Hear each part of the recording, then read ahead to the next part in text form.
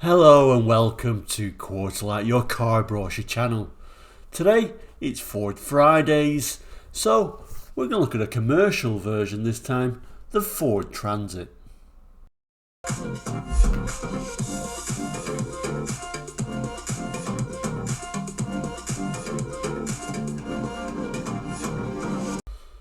Welcome back. Yes, it's Friday, so of course it's Ford Fridays.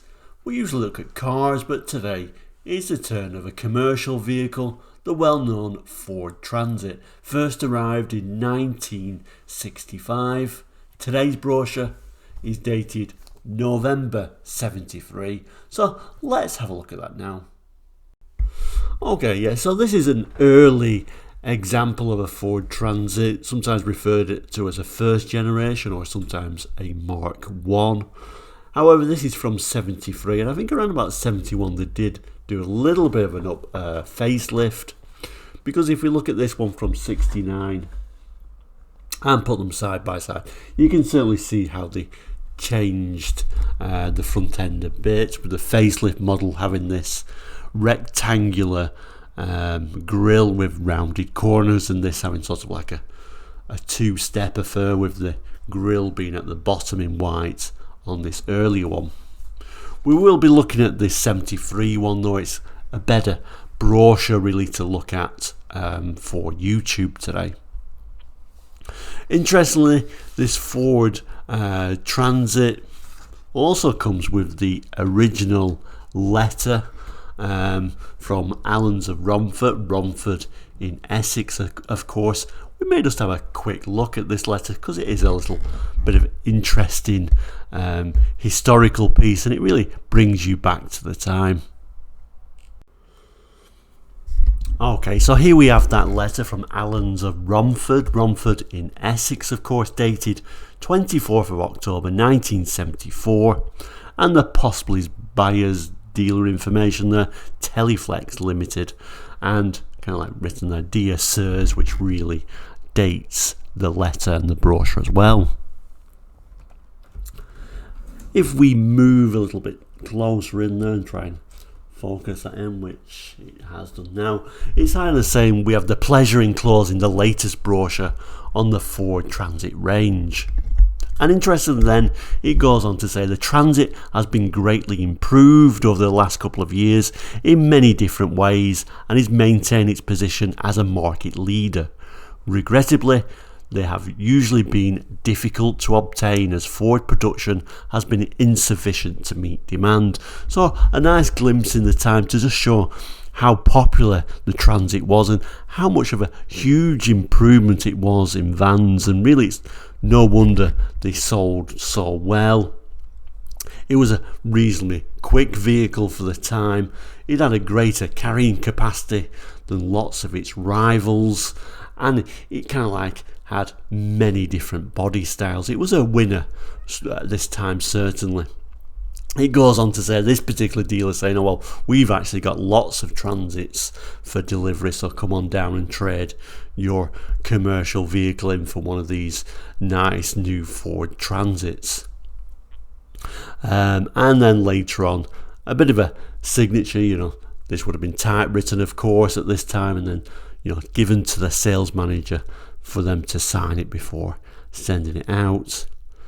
And at the bottom there is the dealer's address. So yes, a different time, how much harder it was, to get the typewriter out, write all this out on the headed paper, not make any mistakes, get the sales managers to sign it and send it out, and you can't print out 100 copies. You have to do this every single time you send it out with one of these brochures, just to show a different time and how much more time consuming every single job would have been. But anyway, back to today's brochure, the Ford Transit. Let's have a look inside. And straight away, it shows what I was saying, these different type of body styles, different uses the Transit had, from being this little minibus style to, a standard Transit with a sliding door and this sort of like a heavier capacity vehicle, etc.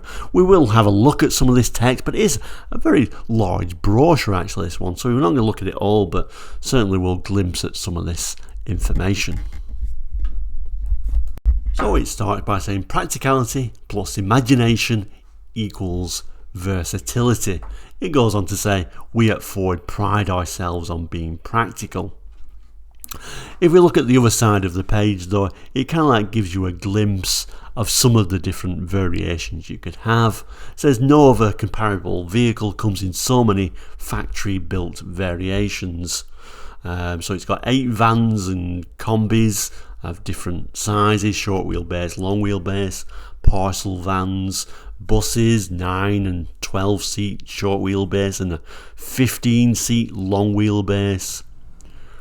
It's got crew buses, 13 seat short wheelbase, 17 seat long wheelbase, chassis cabs, etc, etc, and it goes on to say add to this a wide range of mechanical, chassis, bodies and cab options and variations such as the steel float and the high roof, and the result is a range of medium commercial vehicles of unmatched versatility, and that was the real winner for the Transit. Okay, so if you pull back and then turn the page again, really what you find mainly in this brochure is all those different types of vans and a little bit of a write-up. We're not going to read all the write-up. Here it's just saying capacity plus access equals profitability, showing you how much you can actually get in the back of this standard short wheelbase Transit, and we can see this sort of sliding door on this particular version, as well as these very nice chrome bumpers on these earlier ones. There was also a darker side to the Ford Transit though. So the Metropolitan Police reported on this vehicle in 1972 via a Scotland Yard spokesman that Ford Transits are used in 95% of bank raids. With the performance of a car and space for 1.75 tons of loot, the Transit is proving to be the perfect getaway vehicle, describing it as Britain's most wanted van. I guess in many ways that proves what a great vehicle it really was. Like I say, it goes through the different sizes, and of course we've got sort of this like sort of a high capacity version, a long wheelbase, double wheels at the back, meaning you could, you know, put a lot more weight in there.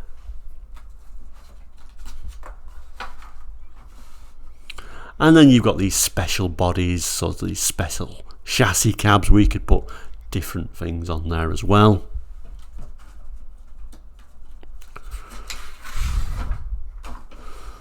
And it shows the different types of things you could put on that chassis, as well as the different sorts of variations, the different sorts of uses you could have, and that was really what made the Transit a winner compared to vans previously, which were much smaller. They were much noisier. Of course, a lot of them had the engine under the seats or in between the front seats. It was a huge leap forward and kind of like blew a lot of the competition out of the water. Okay, so let's move on, because it gives you a nice view of these sort of like custom buses. So luxury 9, 12 or 15 custom buses, and utility 13 or 17 crew buses. So again, showing the versatility of the Transit. One thing I do much approve of in this brochure is every single van in here is yellow. Moving on, it gives some comfort and drivability equals efficiency. So it does show some of those key little features, nice little images of the seats. I mean, they were extremely basic vehicles, but of course, you know, compared to buses of the time, they were trying to make it as much as like a car as they possibly could. We will have a look at some of these key features though. So I'm not going to read all this, but it's saying the Transit Custom Cab is more like a car than a van. See for yourself, these features would put many a family car to shame. So it's telling us about the seats and how it can have extra comfort, and we can have cloth seat trims as an option if you wanted, and driver's seat adjustment for height, reach and rake, doors trimmed, roof fitted with PVC headlining, fascia trimmed saloon car style with crash pads. None of these things sound exceptional, of course, but for the time, and pretty much particularly when we're looking at commercial vehicles and vans of the late 60s, early 70s, they were very basic, they were very crude, so really it was a step up from what had been seen before. I do particularly like this sort of like a wood grain effect, making it look quite a pleasant looking vehicle, and even showing here with a radio, which was, you know, very much an option on your standard passenger car of the time.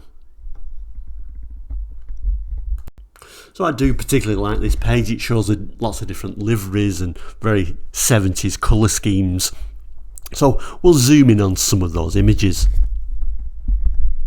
Okay, so first of all we've got this green shield van, or green shield stamps, which you could collect at the petrol stations in the 70s, and you can save up in a little book and you can buy, I don't know, some dishes or something, or cutlery.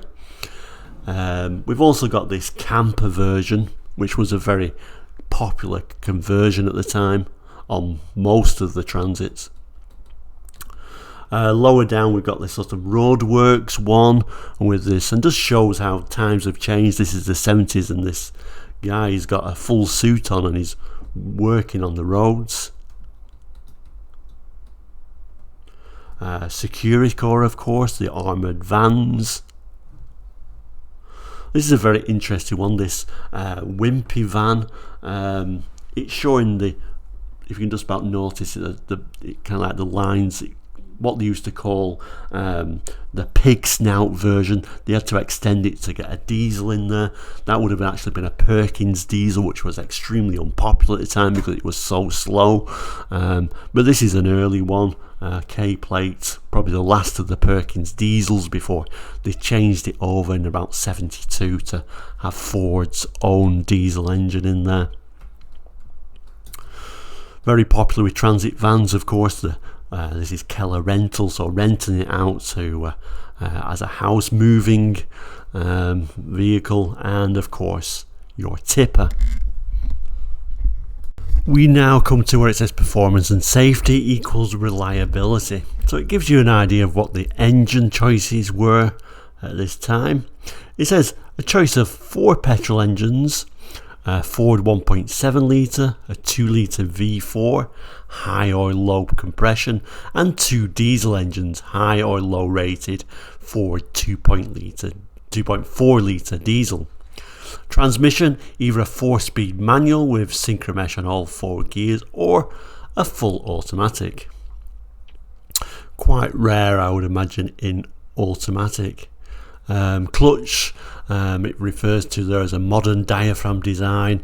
Rear axle, choice of ratios, of course, and it gives you also a bit of an idea of the brakes and the steering, tyres and suspension. We then get to the dimensions and specifications of pretty much every variation of Transit at the time, which is a lot of information, far too much to put on this video, unfortunately. When we turn to the next page, amazingly then dimensions and specifications continue, and also a little bit of an interesting diagram at the bottom showing all the door combinations that you could have as well. We've also got some specifications and we'll have a look at those. I'm not going to read all this, but obviously you can pause the screen to look at this if you want. So it shows the different engines, so that Ford 1.7 litre, the Ford 2 litre and the 2.4 litre diesels, and various ratings for high and low. If we go down further, It gives us some more information, technical details. Again, I'm not going to go through this right now, but again, if you really wanted to, you could actually pause the screen to see all that information. And that is the rest of the information at the bottom there.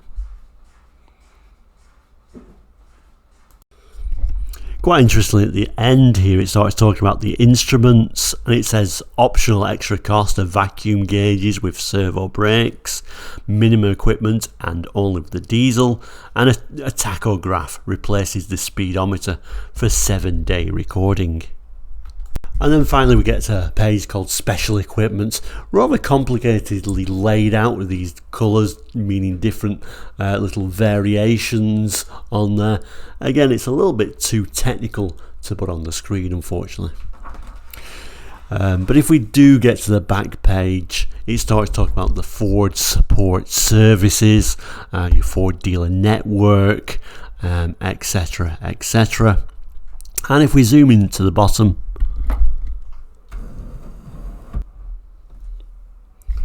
we can see that date stamp, 6th edition, November 1973.